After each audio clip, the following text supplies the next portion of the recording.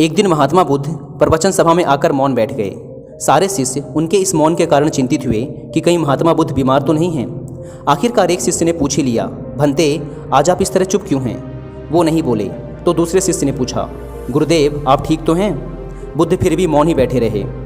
इतने में बाहर से एक व्यक्ति ने बहुत तेजी से चिल्लाते हुए पूछा, आज आपने मुझे धर्म सभा में आने की अनुमति क्यों नहीं दी? बुद्ध ने कोई उत्तर नहीं दिया और आंखें बंद कर ध्यान मग्न हो गए।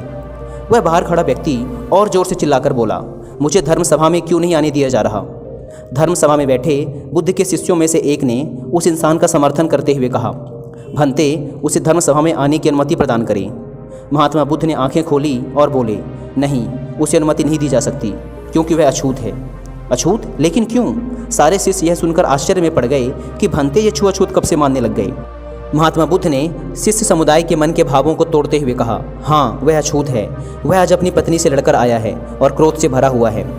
क्रोध से जीवन की शांति भंग होती है। क्रोध से ही सबसे पहले मन में हिंसा का जन्म होता है और फिर इसी मानसिक हिंसा के प्रभाव में आकर इंसान दुनिया में हिंसा, मारपीट, गाली गलौज और बहुत से गलत काम करता है।